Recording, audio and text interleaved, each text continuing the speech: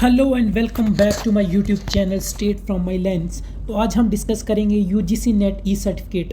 जो UGC NET e certificate जो है दिसंबर 2025 का जो रिज़ल्ट है उसकी आउट हो गई हैं, तो आप जाके डाउनलोड कर सकते हो। ये यूजीसी नेट की जो ई सर्टिफिकेट डाउनलोड करने के लिए ये इनकी लिंक दिया गया है। ये ऐसे आपको पासवर्ड का फार्मूला यहाँ लिखा गया है, आप ऐसे जाके डाउनलोड कर सकते हो अगर किसी ने अभी तक डाउनलोड नहीं किया है। इसके बाद जो मेन कन्फ्यूज़न है न्यू रूल्स की वो ये है कि there are three category 1, 2 and 3.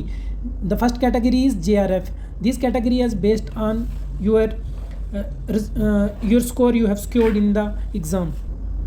और सेकंड कैटेगरी इसमें आ जाएगी असिस्टेंट प्रोफेसर की, और थर्ड कैटेगरी आ जाएगी पीएचडी ओनली।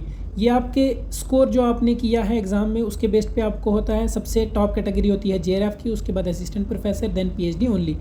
इसके बाद आपके जो वैलिडिटी रहेगी फॉर जेआरएफ, अगर आप क्वालिफाई किया है तो इसकी वैलिडिटी 3 साल तक रहती है। 3 साल के अंदर आपको ये आपका फेलोशिप और एडमिशन अवेल करनी होती है। अगर आपका सिर्फ असिस्टेंट प्रोफेसर है तो इसकी वैलिडिटी लाइफ टाइम तक रहेगी। इसकी वैलिडिटी कब तक रहेगी? लाइफ टाइम तक।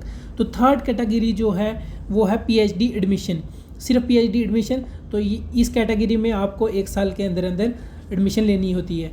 तो अगर आपका जीआरएफ है तो आप तो असिस्टेंट प्रोफेसर के लिए तो आप क्वालिफाई हो, कभी भी लाइफ टाइम कभी भी आप उसको अवेल कर सकते हो। However for PhD admission and fellowship you need to take this in within 3 years. तो आपका जो एडमिशन फार्मूला है वो मेनली 2 चीज़ों पे बेस्ड है। पहली है आपने जो स्कोर किया है एनटी के एग्ज़ाम में, नेट के एग्ज़ाम में आपने जो स्कोर किया है उसकी वेटेज होगी 70%, उसकी वेटेज होगी 70%। और बाकी जो टेस्ट और वाइवा जो यूनिवर्सिटी कंडक्ट करेगी उसकी वेटेज 30% रहेगी। कितनी रहेगी? 30%।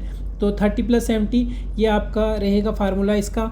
Thank you for watching this video. अगर अभी भी आपको कोई कन्फ्यूज़न है तो आप कमेंट कर सकते हो, मैं उस पर फिर से एक वीडियो बनाऊँगा। Thank you, have a nice day.